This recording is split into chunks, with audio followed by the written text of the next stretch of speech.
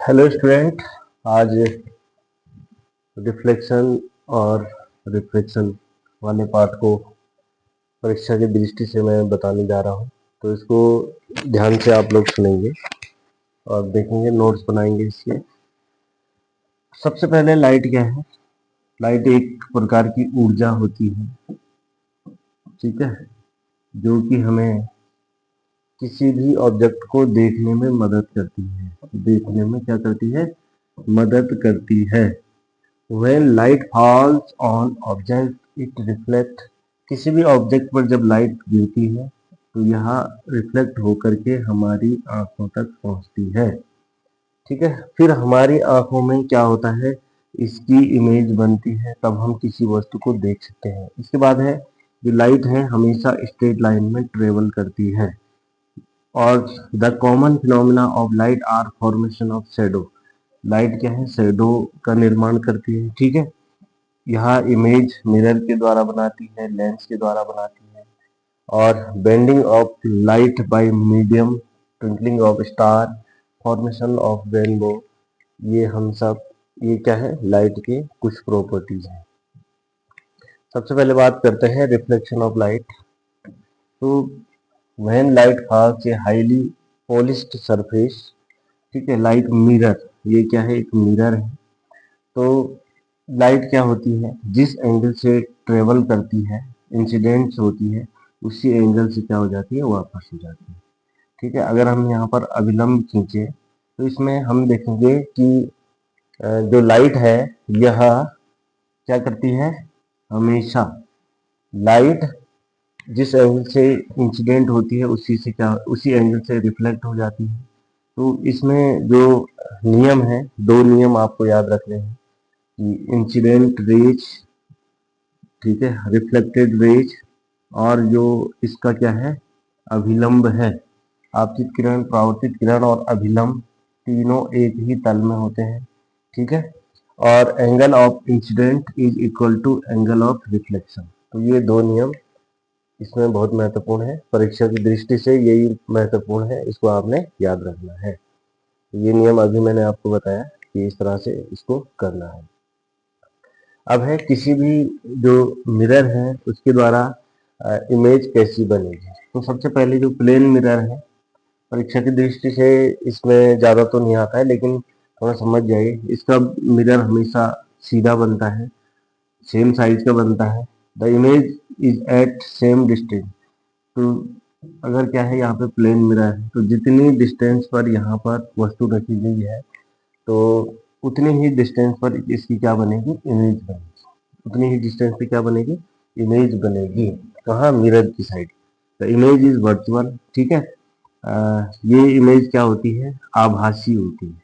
कैसी होती है? आभासी। यानी कि इसको हम स्क्रीन पर यानी कि पर्दे पर प्राप्त नहीं कर सकते। आभासी वह इमेज होती है जिसको हम पर्दे पे क्या नहीं कर सकते हैं? प्राप्त नहीं कर सकते हैं, ठीक है। और यह इमेज क्या होती है? लेटरली क्या होती है? इन्वर्टेड होती है, ठीक है। तो ये ध्यान रखना है आपने। तो ये क्या है? समतल दर्पण के कुछ प्रॉपर्टीज है। अब है स्फेरिकल मिरर, यानी कि गोलीय दर्पण। गोलीय दर्पण क्या होता है? एक कर्व्ड सरफेस होता है। किसी क्या है? स्फेरिकल मिरर का एक पार्ट होता है जिसको हम स्फेरिकल मिरर्स कहते हैं। एक स्फेयर का एक भाग होता है जो कि पॉलिश्ड होता है एक साइड से, तो उसी को हम स्फेरिकल मिरर कहते हैं। तो इसमें पहला है कॉनकेव मिरर, यानी कि जिसका मध्य तल क्या है? अंदर की ओर वक्रित हो, ठीक है। मध्य तल कहाँ हो? अंदर की ओर वक्रित हो। तो यह स्फेरिकल मिरर का वह भाग है जिसमें रिफ्लेक्टिंग सरफेस, यानी कि ये वाला जो रिफ्लेक्टिंग सरफेस है ये अंदर की ओर वक्रित हो। ये तो क्या है? इसका बाहर का भाग है, लेकिन जो रिफ्लेक्टिंग सरफेस है यह क्या है? अंदर की ओर वक्रित है। तो इसको ध्यान रखना है इसमें। तो rays of light parallel to the principal axis after reflection from a concave mirror meet a point converge on the principal axis. तो जो इसमें क्या है, इसके सेंटर में इसको क्या बोलेंगे? प्रिंसिपल एक्सिस कहेंगे। तो प्रिंसिपल एक्सिस इसको कहा जाता है। तो यहाँ से अगर हम कोई भी लाइट रेज इमर्ज करवाते हैं तो इसके पैरेलल चला जाता है, ठीक है, प्रिंसिपल एक्सिस।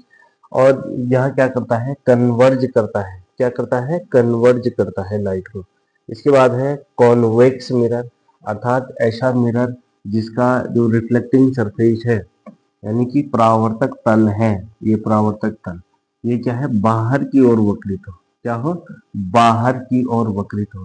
तो यहाँ पे दोनों मिरर में ये ध्यान रखना है कि इस मिरर में जो लाइट है, ठीक है, ये क्या है, प्रिंसिपल एक्सिस है, इसके समांतर अगर कोई प्रकाशीय किरण इंसिडेंट हो रही है तो ये क्या होती है, लाइट कन्वर्ज होती है, एक जगह पे एकत्रित हो जाती है। लेकिन यहाँ पर हम देखेंगे इसमें उत्तल दर्पण में कि प्रिंसिपल एक्सिस के समांतर अगर कोई लाइट इंसिडेंट हो रही है तो यहाँ क्या कर देती है, इसको डाइवर्ज कर देती है, ठीक है, इसको फैला देती है, और जो इसका बिंब है वहाँ अंदर की ओर फोकसित होता प्रतीत होता है। तो ये मेन जो इसमें अंतर है, ठीक है। अब है इसमें हमने ये देखना है कि इसमें जो भाग होते हैं मिरर के, उसको हम जो पॉइंट वाइज हम यहाँ पे देखेंगे। तो ये क्या है, हमारे पास कॉनकेव मिरर है, कॉनकेव मिरर है, और यहाँ पर जो ये पॉइंट दिख रहा है जो सेंटर होता है किसी भी स्फेयर का, इसको हम सेंटर ऑफ कर्वेचर कहते हैं, ठीक है, वक्रता केंद्र कहते हैं, ठीक है। और इसके ठीक बीच में क्या है, मुख्य ध्रुव P और सेंटर ऑफ कर्वेचर के ठीक बीच में होता है मुख्य फोकस। ये क्या होता है, मुख्य फोकस, ठीक है। और ये है वक्रता केंद्र, वक्रता केंद्र, ठीक है। तो ये ध्यान रखना है, यहाँ पर C से P की बीच की दूरी, इसको कहते हैं वक्रता त्रिज्या, वक्रता त्रिज्या,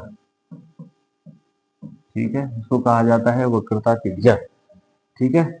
और फोकस और मुख्य ध्रुव, यानी कि जो दर्पण का ध्रुव है इसके बीच की दूरी कहलाती है फोकस दूरी, यानी कि इसको फोकल लेंथ कहा जाता है, फोकल लेंथ कहा जाता है, ठीक है। तो इस दर्पण में आप इन चीजों को याद रखेंगे, ठीक है, centre of curvature, radius of curvature, pole, principal axis, ठीक है, प्रिंसिपल फोकस, ये सारे मैंने इसमें बता दिए हैं। तो इसको आपने जो है इस तरह से समझना है। इसके बाद हम बात करते हैं कॉनकेव मिरर का जो रेज डायग्राम है कि किस तरह से इसमें रिफ्लेक्शन होता है। तो सबसे पहले अवतल दर्पण में हम देखेंगे, अगर कोई प्रकाशीय किरण इसके समांतर आपतित हो रही है दोनों दर्पणों में, तो कॉनकेव मिरर यानी कि अवतल दर्पण के केस में यह मुख्य फोकस की ओर चली जाएगी, ठीक है। और उत्तल दर्पण के केस में यहाँ मुख्य फोकस की ओर जाती हुई प्रतीत होगी, ठीक है, लेकिन यहाँ से क्या होगी, इस तरह से रिफ्लेक्ट हो जाएगी। तो अगर कोई प्रकाशीय किरण क्या आ रही है, मुख्य प्रिंसिपल एक्सिस एक्स और वाई, एक्स और वाई, ठीक है, तो ये प्रिंसिपल एक्सिस है, तो यह क्या होगी, इस तरह से रिफ्लेक्शन होगा। दूसरी कंडीशन है दोनों दर्पणों के लिए, यहाँ पर ये प्रिंसिपल एक्सिस है दोनों का, ठीक है।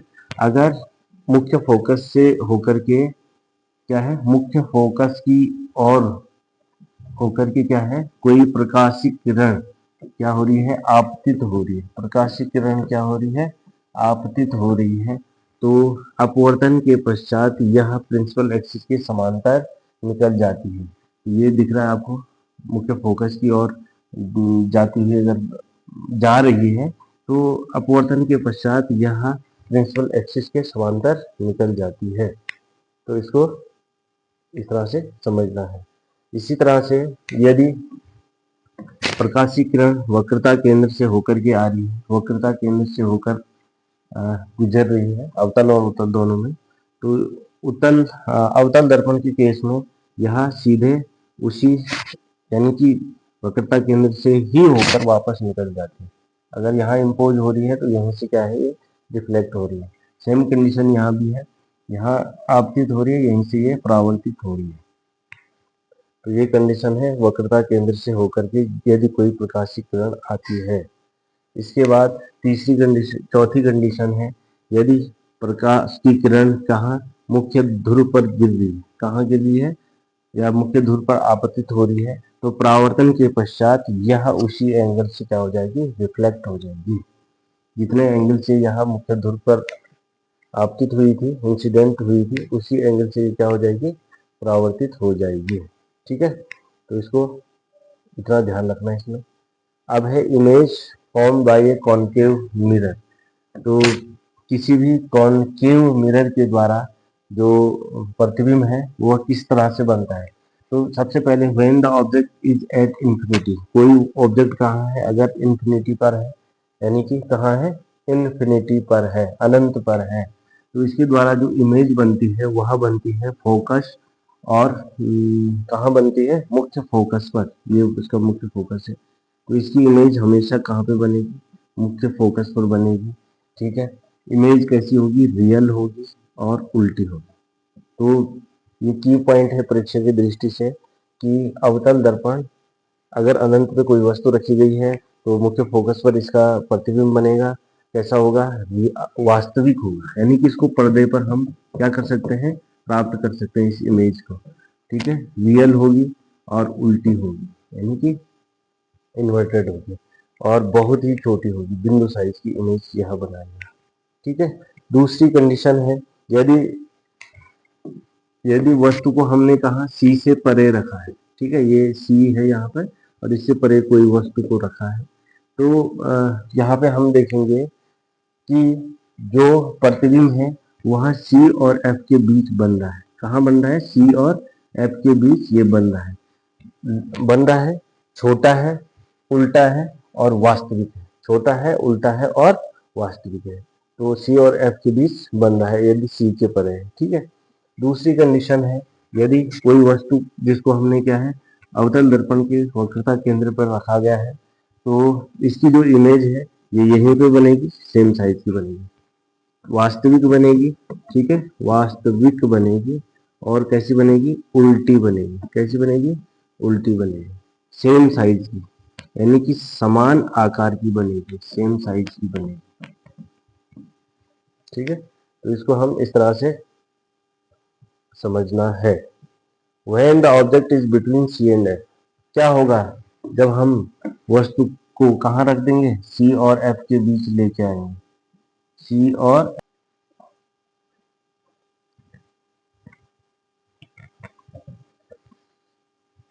तो यदि कोई वस्तु वक्रता केंद्र और फोकस दूरी, फोकस मुख्य फोकस के बीच अगर रखी गई है तो इसकी इमेज क्या बनेगी, इसकी इमेज वक्रता केंद्र के परे बनेगी, उल्टी बनेगी।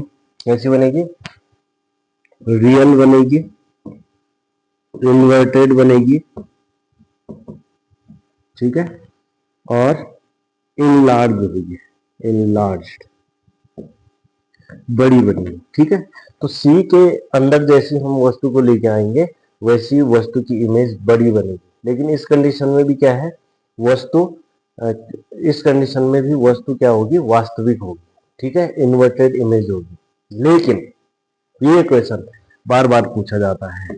ठीक है, अभी जो प्री बोर्ड का पेपर मैंने आप लोगों को सोल्व कराया उसमें भी एक क्वेश्चन था कि कोई वस्तु सी और एफ, एट एफ, अच्छा ठीक है, इसमें ये देखना है आपको, अगर कोई वस्तु कहाँ पर रखी गई है, मुख्य फोकस पर रखी गई है। कहाँ पर रखी गई है, at F the image is formed at infinity, कहाँ बनेगी, अनंत पर बनेगी। ये ध्यान रखना है, बहुत बड़ी होगी, हाईली इनलार्ज्ड होगी, हाईली इनलार्ज्ड होगी। ठीक है, रियल होगी। ठीक है, रियल होगी, और कैसी होगी, इन्वर्टेड होगी, इन्वर्टेड, इन्वर्टेड।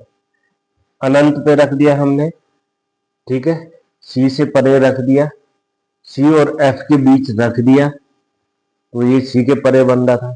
अनंत पे जब थी तब ये मुख्य फोकस पे बन रहा था, सी के परे था तो यह सी और इसके बीच बन रहा था। ठीक है, और यदि हमने कहा सी और एफ के बीच रखा इसको, तो तो ये कहाँ सी के परे बन रही थी, थोड़ा बड़ी बन रही थी।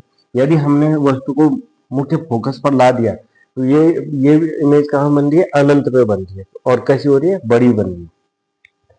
तो ये ध्यान रखना। अभी मैं जिस क्वेश्चन की बात कर रहा था जो बार बार पूछा जा रहा है, क्योंकि इस समय जो क्वेश्चन का पैटर्न है बोर्ड परीक्षाओं का वो बदल गया है, क्वेश्चन जो है थोड़ा सा बदल के आ रहे हैं। तो इसमें एक क्वेश्चन दिया गया था कि यदि अवतल दर्पण में, कहा अवतल दर्पण में वस्तु को फोकस, मुख्य फोकस और ध्रुव के बीच रखा है, ध्रुव के बीच रखा है, तो वस्तु का प्रतिबिंब कैसा बनेगा और इसकी प्रकृति क्या होगी। तो एक ही कंडीशन है, जब F और P के बीच अवतल दर्पण में कोई वस्तु जो है रखी जाती है तो यह वस्तु कहाँ बनेगी, यह जो इसका जो प्रतिबिंब है ये कहाँ बन रहा है, तो यहाँ से क्या है, रिफ्लेक्ट हो रही लाइट इधर को, यहाँ से इधर को हो रही है, लेकिन ये कहाँ मिल रही है, पीछे मिल रही है, ये रेज कहाँ मिल रही है, दर्पण के पीछे मिल रही है, ठीक है, बिहाइंड द मिरर मिल रही है। और यहाँ पे वस्तु कैसी हो जाती है, आभासी, प्रतिबिंब कैसा बनता है, आभासी बनता है, और क्या बनता है, इरेक्ट बनता है, सुलटा बनता है, ठीक है, और बड़ा बनता है, इनलार्ज्ड बनता है, इनलार्ज्ड बनता है। ये क्वेश्चन थोड़ा अलग आता है किसमें, अवतल दर्पण के केस में, जब F के बीच, बाकी इधर जितने भी प्रतिबिंब बन रहे थे इस साइड जब वस्तुएं रखी गई थी तो सारे क्या बन रहे थे, रियल बन रहे थे, इन्वर्टेड बन रहे थे और उल्टे बन रहे थे, उल्टे मतलब इन्वर्टेड बन रहे थे, ये ध्यान रखना। इसके बाद है image form by convex mirror. अब जो उत्तल दर्पण है इसके जो इमेज है, इसकी जो क्या है, इमेज है, वो कैसे बनते हैं, when the object is at infinity the image is form at. अगर कोई वस्तु कहाँ है, इंफिनिटी में है, तो इसकी इमेज सीधी सी बात है ये है, ये इस तरह से रिफ्लेक्ट हो जाएगी रेज, लेकिन यहाँ कहाँ, मुख्य फोकस पर जाती हुई प्रतीत होगी, ठीक है, मुख्य फोकस पर बनेगी और बहुत बिंदु साइज की बनेगी। कैसी बनेगी, बिंदु साइज की बनेगी, वर्चुअल होगी, वर्चुअल होगी, इरेक्ट होगी, सीधी होगी। तो ये जो अवतल दर्पण था ठीक उसका उलट है। अवतल दर्पण में जो दर्पण की जो ये साइड थी इसी और इस कंडीशन में इमेज बन रही थी, लेकिन उत्तल दर्पण में जो दर्पण है उसके पीछे इमेज बन रही है। यदि वस्तु को हमने कहाँ रखा है, सी पर रखा है, कहाँ रखा है, वस्तु को हमने रखा when the object is between infinity and pole. तो इसमें सीधे ज्यादा नहीं है, इसमें यदि वस्तु को हमने कहाँ रखा है, इंफिनिटी और पोल के बीच में कहीं भी रखा है, इंफिनिटी और पोल के बीच कहीं भी रखा है, तो इस कंडीशन में जो वस्तु की का जो प्रतिबिंब है वो पोल और ध्रुव के बीच बनेगा। कहाँ बनेगा, पोल और ध्रुव के बीच बनेगा, ठीक है, और मिरर के पीछे बनेगा, छोटा होगा, कैसा होगा, छोटा होगा, डिमिनिश्ड होगा, छोटा होगा, आभासी होगा, वर्चुअल होगा और इरेक्ट होगा, ठीक।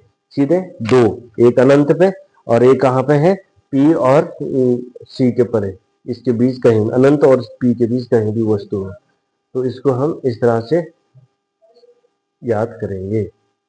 अब है बहुत ही महत्वपूर्ण क्वेश्चन, परीक्षा में बार बार पूछा जाता है कि कॉनकेव और जो स्फेरिकल मिरर्स हैं इनका यूज कहाँ होता है। तो कॉनकेव मिरर टॉर्च में यूज होता है, इसको याद रखेंगे आप लोग। सर्च लाइट में, जिस लाइट को हम सर्च करते हैं, होता क्या है, माना ये टॉर्च है, इसमें इस तरह के मिरर अवतल दर्पण लगे हुए हैं, तो जैसे ही यहाँ पे लाइट इस पे इस तरह से टकराती है तो परावर्तन के बाद ये स्ट्रेट हो जाती है, स्ट्रेट हो जाती है। इस फंक्शन के आधार पर ये वर्क करता है। तो इसलिए इसको टॉर्चेज में, सर्च लाइट में, हेडलाइट्स में यूज किया जाता है। कहाँ यूज किया जाता है, टॉर्च में, सर्च लाइट्स में, हेडलाइट्स में, ठीक है, क्योंकि व्हीकल को पैरेलल बीम चाहिए होती है, ठीक है। They are use shaving mirror, shaving mirror में भी इसी तरह के मिरर जो है यूज किए जाते हैं to see larger image. Shaving mirror में हम क्योंकि फोकस और ध्रुव के बीच हमारी इमेज रहती है तो उससे हमें क्या है, बड़ी इमेज मिलती है और सीधी इमेज मिलती है। They are use by dentist, dentist के पास शेविंग मिरर में अवतल दर्पणों का यूज किया जाता है। Large concave mirror are used concentrate sunlight to produce heat in solar furnace. सौर भट्टी में इनका यूज किया जाता है, बड़े कॉनकेव मिरर का। तो इसको ये यूज आप लोग देख लेंगे। डेंटिस्ट अवतल दर्पण का यूज कर रहा है, torch light, search light, headlight, ठीक है, सौर भट्टियों में इनका यूज किया जा रहा है। तो अब है कॉन्वेक्स मिरर। तो कॉन्वेक्स मिरर कैसी इमेज बना रहा था? छोटी इमेज बना रहा था। तो कॉन्वेक्स मिरर छोटी इमेज बना रहा है, ठीक है, रियल व्यू दे रहा है पीछे का, ठीक है, बड़ा साइज कवर कर रहा है क्योंकि इसका जो रिफ्लेक्टिंग सरफेस होता है वो ज्यादा होता है इधर, क्योंकि हल्का से क्या होता है, मुड़ा हुआ होता है। तो वाइडर यानी कि बड़ा क्षेत्र ये कवर कर सकता है, इसलिए इसको विंग मिरर में, कहा, विंग मिरर में यूज किया जाता है, जो साइड के मिरर होते हैं गाड़ियों में। तो विंग मिरर में कॉन्वेक्स दर्पणों का यूज किया जाता है। अब है new Cartesian sign convention for spherical mirror, ठीक है। यदि यहाँ पे ये क्वेश्चन सारे क्वेश्चनों के लिए बहुत ही महत्वपूर्ण है, ठीक है, तो इसको आपने ये ध्यान रखना है।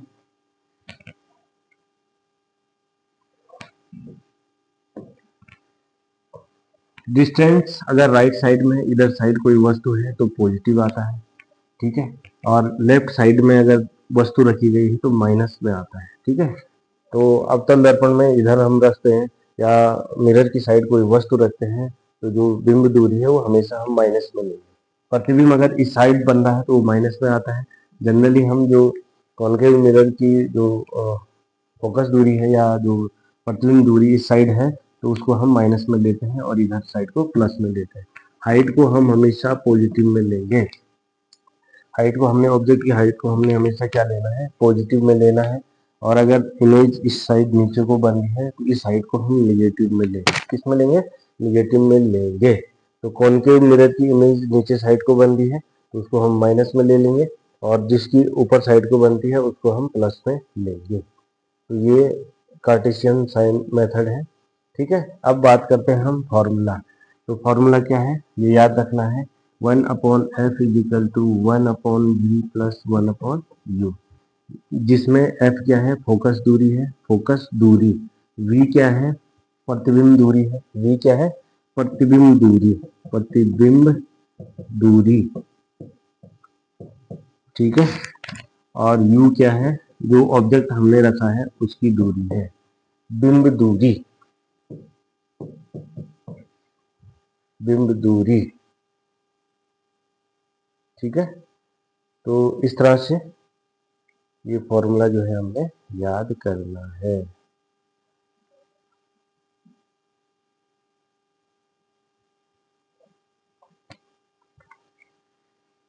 और इससे रिलेटेड कई क्वेश्चन आते हैं, रिबोर्ड के इसमें मैंने इससे रिलेटेड क्वेश्चन करवाए हैं।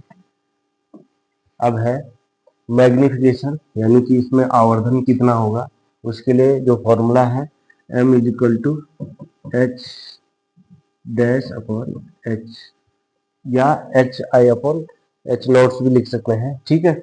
और दूसरे शब्दों में m अगर v और u दिया है और हाइट नहीं दे रखी है तो उस कंडीशन में भी हम आवर्धन इसका ज्ञात कर सकते हैं। तो उस कंडीशन में आवर्धन हो जाएगा माइनस v अपॉन u, प्रतिबिंब दूरी बटे बिंब दूरी, ठीक है। इस तरह हम करेंगे। रिफ्रैक्शन ऑफ लाइट, रिफ्रैक्शन अपवर्तन, ठीक है। तो अपवर्तन परीक्षा की दृष्टि से अगर हम इसको देखते हैं तो जब प्रकाश एक माध्यम से दूसरे माध्यम में प्रवेश करता है तो वह अपने मार्ग से क्या हो जाता है, थोड़ा सा बेंड हो जाता है, यानी विचलित हो जाता है, ठीक है। तो इस विचलन को ही, इस बेंड को ही हम रिफ्रैक्शन ऑफ लाइट कहते हैं। तो इसमें कई सारे प्रैक्टिकल भी करवाए हैं आप लोगों से। अब यहाँ पे आप लोग देखेंगे कि ये क्या है, लाइट क्या हुई है, आपतित हुई है, लेकिन यहाँ पे माध्यम क्या है, पारदर्शी माध्यम है कोई। तो उस कंडीशन में पारदर्शी माध्यम में क्या होगा, पारदर्शी माध्यम में लाइट रिफ्लेक्ट नहीं करेगी बल्कि रिफ्रैक्ट करेगी, यानी कि इसके आर पार चली जाएगी। लेकिन आर पार जाते हुए इसको इस लाइन में जाना चाहिए था, लेकिन यहाँ अपने मार्ग से क्या है, थोड़ा सा झुक गई है। ठीक है, अपवर्तन में क्या है, अलग अलग माध्यमों से प्रकाश की किरणें ट्रेवल करती है। तो यहाँ पे हम देखेंगे कि ये क्या है, एक माध्यम है, ये हवा है। ठीक है, हवा क्या होगी इसके लिए, विरल माध्यम यानी कि रेयरर मीडियम हो गया। और जो यहाँ पर क्या है, कांच का गुटका रखा है, यहाँ डेंसर मीडियम है। तो लाइट जब भी ट्रेवल करती है रेयर मीडियम से डेंसर में, तो ये जो इसका अभिलंब है, इसकी साइड इधर को, इसकी साइड क्या हो जाती है, शिफ्ट हो जाती है, यानी बेल्ट इस साइड को होगी। लेकिन अगर डेंसर मीडियम से विरल माध्यम में, सघन से अगर विरल में जा रही है, तो जो ये अभिलंब है इससे दूर हट जाएगी। ठीक है, तो दोनों कंडीशन में इसको इस तरह से याद रखना है कि विरल से जब सघन में आ रही है तो डेंसर की ओर मुड़ जाएगी, और डेंसर से रेयरर में अगर प्रकाश की किरण आ रही है तो रेयरर माध्यम में, विरल माध्यम में अभिलंब से दूर हट जाएगी। बस ये ध्यान रखना है इसमें। ठीक है, तो reflection of light through a rectangular glass से, तो अभी जो डायग्राम में यहाँ पे आपको बता रहा था वो है ग्लास स्लैब का। ग्लास स्लैब क्योंकि यहाँ डेंसर मीडियम है, पहली बात डेंसर मीडियम है। ठीक है, तो डेंसर मीडियम है तो इसमें जो लाइट इंसिडेंट करेगी वह अभिलंब की ओर झुक जाएगी। पुनः यह लाइट जब निर्गत होगी, यानी कि यहाँ से निकलेगी, ठीक है, तो एमर्ज होगी, तो यहाँ यह इसका क्या हो गया, अभिलंब, तो यहाँ से ये दूर हट जाएगी। तो जब हम आपतित किरण को देखेंगे और निर्गत किरण को देखेंगे तो दोनों एक दूसरे के समांतर है। ये दोनों एक दूसरे के क्या है, समांतर है। तो यही चीज क्या है, एक ग्लास स्लैब के द्वारा जो प्रकाश की किरणें हैं वो एक जो अपवर्तन दिखाती है वो इस प्रकार से, जब विरल से सघन में आ रहा है तो प्रकाशिक किरण इधर शिफ्ट हो जा रहा है, जब सघन से विरल में जा रहा है तो अभिलंब से दूर हट जा रही है। ठीक है, तो इसको हम इस तरह से समझेंगे। तो यहाँ पे ये एंगल जो है, ये ऊपर जो एंगल दिया गया है, एंगल ऑफ इंसिडेंस है, यानी कि यहाँ आपतन कोण है, और जो ये एंगल, ये अभिलंब है, और ये जो एंगल दिख रहा है यहाँ पर, ये है अपवर्तन कोण। ठीक है, एंगल ऑफ रिफ्लेक्शन। ठीक है, और जो यहाँ से ये एंगल दिख रहा है, ये इसको एंगल ऑफ इमरजेंस या निर्गत कोण भी कहते हैं। तो यहाँ पे ये कोण और ये कोण हमेशा बराबर होता है, और ये क्या है, इसका और इसका जो रेशियो होता है वो हमेशा क्या होता है, इसका साइन आई और साइन आर का रेशियो हमेशा क्या होता है, एक कांस्टेंट होता है। दो माध्यमों के बीच हमेशा क्या होता है, एक कांस्टेंट होता है। इसको स्नेल का नियम भी कहते हैं। तो आसान भाषा में इसको समझिए। तो इसी से नियम आता है अपवर्तन के नियम। तो हमेशा क्या है, जो आपतित किरण है, अपवर्तित किरण है और नॉर्मल, तीनों क्या थे, एक ही तल में थे। तीनों हमेशा क्या होते हैं, एक ही तल में होते हैं, पहला नियम। दूसरा जो नियम है, महत्वपूर्ण नियम है, the ratio of the sine i यानी कि एंगल ऑफ इंसिडेंस, ठीक है, टू द साइन आर यानी कि angle of reflection is constant, या हमेशा क्या होगा, कांस्टेंट होगा। इसको स्नेल का नियम भी कहते हैं, स्नेल का नियम भी कहते हैं। तो इसको आपने ध्यान से याद रखना है, थोड़ा मेमोराइज करिए इन नियमों को सुबह सुबह, ताकि परीक्षा हॉल में जब आप जाएं तो आपको तुरंत याद आ जाए, और राणा सर की क्लास भी याद आ जाए कि हाँ राणा सर ने ये बताया था और ये हो गया। ठीक है, अब है किसी भी पदार्थ का जो है रिफ्लेक्टिव इंडेक्स हम किस तरह से, अपवर्तनांक हम कैसे निकालें। तो यहाँ पे क्या है, speed of light in air और वैक्यूम और speed of light in the medium. अगर दो अलग अलग माध्यम है आपके पास, ठीक है, कौन कौन से माध्यम है, एक एयर है और एक क्या है, ग्लास है। तो जो रिफ्लेक्टिव इंडेक्स है वो आ जाएगा n=c/v से हम इसको निकाल देंगे। तो जो रिफ्लेक्टिव इंडेक्स है, यानी कि एक माध्यम का दूसरे माध्यम के सापेक्ष जो रिफ्लेक्टिव इंडेक्स होता है उसको हम n21 कहते हैं, n21 यानी कि दूसरे माध्यम का पहले के सापेक्ष। ठीक है, तो speed of light in medium two, ठीक है, speed of light in medium two upon speed of light in medium one. Speed of light की माना इसमें क्या है, v2 है और ये क्या है, v1 है। ठीक है। तो इस तरह से हम क्या है n21 is equal to v2 upon v1 या v1 अपॉन v2 से इसको रिफ्रेक्टिव इंडेक्स को हम ज्ञात कर सकते हैं।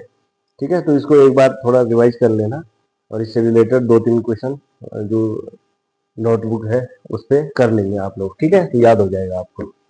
अब है स्फेरिकल लेंसेज। तो क्या है, अभी जैसे हमने स्फेरिकल मिरर के बारे में पढ़ा, तो स्फेरिकल मिरर का सरफेस पॉलिश्ड होता है, जबकि स्फेरिकल लेंसेज का जो सरफेस है वो पॉलिश नहीं होता, इसलिए इसके आर पार जो है लाइट क्या हो जाती है, ट्रेवल कर जाती है। यह मुख्य रूप से 2 प्रकार के होते हैं, यानी कि एक होता है कॉनकेव लेंस। ठीक है, कॉनकेव मिरर में क्या हो रहा था, एक ही साइड परावर्तक तल था, लेकिन इसमें दोनों साइड क्या है, जो तल है बीच का तल क्या है, अंदर की ओर वक्रित है, और बाहर का तल बाहर की ओर, मतलब बाहर का तल मोटा होगा और अंदर का तल क्या होगा, पतला होगा। तो इसको हम कॉनकेव लेंस कहते हैं। कौन सा लेंस कहते हैं, कॉनकेव लेंस। कॉनकेव लेंस या हम इसको अवतल लेंस कहेंगे, अवतल लेंस कहेंगे। इसी तरह से दूसरा जो लेंस होता है वह होता है उत्तल लेंस। तो इसका जो मध्य भाग होता है यह बाहर की ओर वक्रित होता है, और किनार का भाग क्या होता है, किनार का भाग पतला होता है, मध्य भाग की मोटाई ज्यादा होती है। तो इसको हम क्या कहेंगे, convex lens. Thicker in the middle and thinner at the edge, rays of the light principal axis after reflection through a convex lens meet at a point. यानी कि यहाँ जो लेंस है यहाँ लाइट को क्या करता है, किसी एक बिंदु पर मिला देता है, यानी कि यह अब अभिसरित करता है, लाइट को कन्वर्ज करता है। दूसरा जो अवतल लेंस के बारे में बताया था, यह लाइट को क्या कर देता है, बिखेर देता है। तो इसको, ठीक है, इसको डाइवर्जिंग लेंस भी कहते हैं। तो ये दिख रहा है आपको, ये उत्तल लेंस है और ये अवतल लेंस है। इस तरह से इसका डायग्राम याद आ जाएगा आपको परीक्षा हॉल में। तो रिफ्लेक्शन बाय, तो रिफ्लेक्शन कैसे होता है, तो यहाँ पे आप लोगों को दिख रहा है ये उत्तल लेंस है या अवतल लेंस है। तो प्रकाशीय किरण क्या है, अगर इसके समांतर आ रही है, मुख्य प्रिंसिपल एक्सिस के समांतर आ रही है, तो इस तरह से ये निकल जाएगी। कहाँ, मुख्य फोकस से होकर निकल जाएगी, F2 से निकल जाएगी। लेकिन यहाँ पे क्या है, ये इस तरह से क्या हो जाएगी, निर्गत हो जाएगी, और इसका जो ये वाला साइड है इधर को मिलती हुई प्रतीत होगी। इसके लिए अवतल लेंस के लिए, तो इसको इस तरह से हम याद करेंगे। यदि प्रकाशीय किरण मुख्य फोकस से होकर आपतित होती है, ठीक है, तो अपवर्तन, यहाँ पे क्या आएगा, अपवर्तन के बाद यहाँ मुख्य अक्ष के समांतर निकल जाएगी। इसी तरह से यदि प्रकाशीय किरण कहाँ है, इसके मुख्य फोकस की ओर जाती हुई प्रतीत होगी, तो परावर्तन के पश्चात यह मुख्य प्रिंसिपल एक्सिस के समांतर निकल जाएगी। इसी तरह से यदि प्रकाशीय किरण ध्रुव पर क्या हो रही है, आपतित हो रही है, तो सीधे निकल जाएगी। यहाँ भी क्या है, इसमें किसी भी प्रकार का विचलन नहीं दिखेगा। तो image form by convex lenses. तो यहाँ पे जो कॉन्वेक्स लेंस है, तो अगर वस्तु को हमने इन्फिनिटी पर रखा गया है, तो image is formed at focus F2। तो फोकस F2 पर यहाँ पर इमेज बनेगी। कहाँ पर, इस साइड जो लेंस है उसके पीछे की साइड क्या बनेगी, इमेज बनेगी, F2 पे बनेगी। तो आप देख रहे होंगे कि यहाँ पे बिंदु साइड की इमेज बनी हुई है, बहुत ही डिमिनिश्ड है, ठीक है, रियल है, ये ध्यान रखना है, रियल है, और क्या है, उलट है, उल्टी है। किसमें, यानी कि जो हम लेंस से जो कागज जलाते हैं ना, तो वहां पे जो इमेज बन रही है सूर्य की, वो क्या है, वो उल्टी है, रियल है, और छोटी है, बहुत छोटी है। तो इस तरह से ये बनेगी कॉन्वेक्स लेंस में। कहा, जब वस्तु इन्फिनिटी पर रखी गई। यदि वस्तु को क्या है, बियॉन्ड F1 के परे रखा गया है, तो जो इमेज है वह F2 और 2F2 के बीच बनेगी, ठीक है, उल्टी बनेगी, रियल बनेगी, और छोटी बनेगी, ठीक है। वहां पर ये काम कौन कर रहा था, अवतल दर्पण, लेकिन यहाँ ये काम कौन कर रहा है, उत्तल लेंस। तो थोड़ा सा इसमें कनेक्शन भी है। बाकी वहां पे परावर्तन हो रहा था, यहाँ पे अपवर्तन हो रहा है, ये ध्यान रखना है आपको। अब यहाँ पे हम बात करते हैं when the object is at 2f1, यानी कि यहाँ पे अगर कोई वस्तु रखी गई है तो इसका जो प्रतिबिंब है वो 2f1 पे रखी गई है, तो वस्तु का प्रतिबिंब 2f2 पे बनेगा। कहाँ बनेगा? 2 सेम साइज का बनेगा, ऑब्जेक्ट बनेगा, रियल बनेगा, इन्वर्टेड बनेगा, सेम साइज का बनेगा। ठीक इसी तरह से अगर हमने 2f1 और f1 के बीच वस्तु को ला दिया तो इमेज बड़ी बनेगी, इन्वर्टेड बनेगी, रियल बनेगी। इस तरह से हम, और f2 के परे बनेगी। कहाँ बनेगी? 2f2 के परे। When the object is at f1, the image is found at infinity। यदि हमने f1 पर कोई वस्तु रख दी तो इमेज कहाँ? इन्फिनिटी में बनेगी, रियल बनेगी, बहुत बड़ी बनेगी और उलट बनेगी। ठीक है। इसके बाद है when the object is F1 और O के बीच, अगर यहाँ पे क्या है, F1 और O के बीच क्या है, वस्तु को रख दिया है, तो यहाँ वस्तु का जो प्रतिबिंब है, इस समय तक इमेज कहाँ बन रही थी? इस साइड बन रही थी।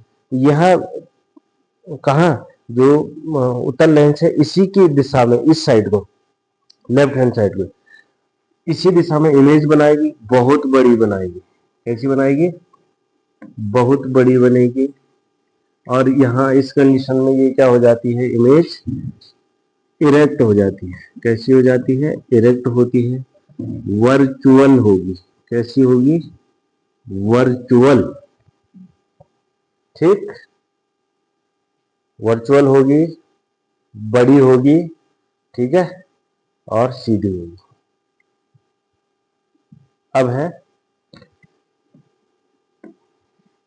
अब बात करते हैं image form by concave lenses, यानी कि कॉन्केव लेंस के द्वारा इमेज जो फॉर्म होती है वो कैसी होती है।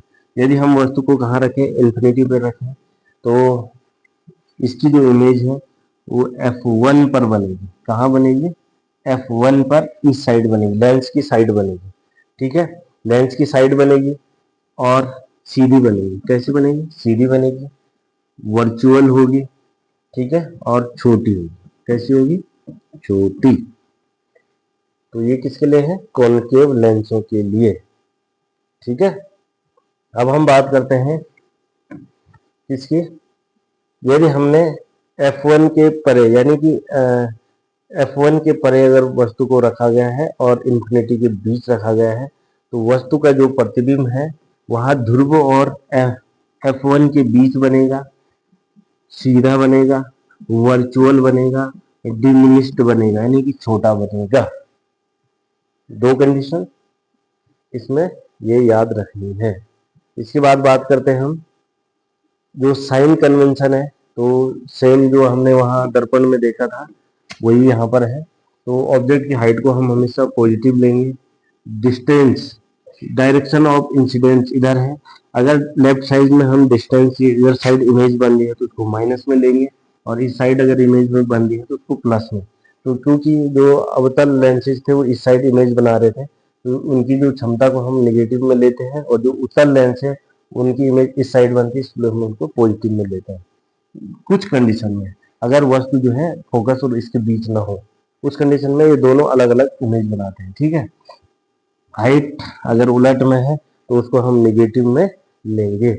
ठीक है, इससे इसकी प्रकृति हमें पता चल जाएगी। अब आप बात करते हैं हम लेंस फॉर्मूला पे। तो लेंस फॉर्मूला क्या होता है? 1/f = 1/v - 1/u।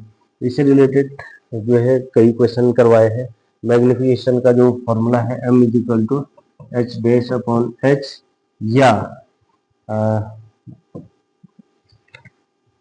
या अगर हम, हमारे पास अगर सिर्फ क्या दी गई है, बिंब दूरी और प्रतिबिंब, तो दर्पण में क्या फॉर्मूला था? m = -v/u था। तो यहाँ पे ये नहीं होगा, ये ध्यान रखना है। दर्पण और इसमें क्या अंतर है? यहाँ पे सिर्फ v/u होगा।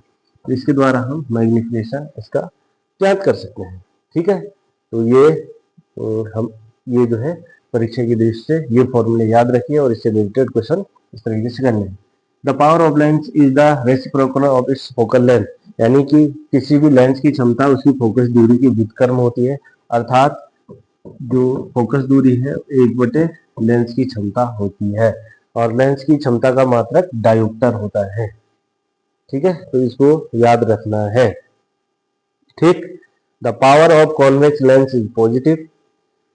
कॉन्वेक्स लेंसों की जो क्षमता है उसको हम पॉजिटिव लेते हैं, और जो कॉनकेव लेंसेज हैं उनकी क्षमता को हम निगेटिव लेते हैं। ठीक है, मेरे पास ये अवतल लेंस का बना हुआ चश्मा है और इसकी क्षमता है -1.75। ठीक है, तो 1.75 का जो है इसमें -1.75 पे इसमें लेंस लगा दिया गया है। और अगर वीडियो पसंद आ रही है तो इसको शेयर जरूर करें और बच्चों तक भी ये वीडियो पहुंचे, ताकि बोर्ड परीक्षा में वो अधिक से अधिक अंक प्राप्त कर सकें और विज्ञान को बहुत अच्छी तरीके से समझ सकें। साथ ही आगे के जो वीडियोज में आप बनाऊंगा उनमें भी आपका ध्यान इसी तरह से मैं आकृष्ट करना चाहता हूँ। Thank you.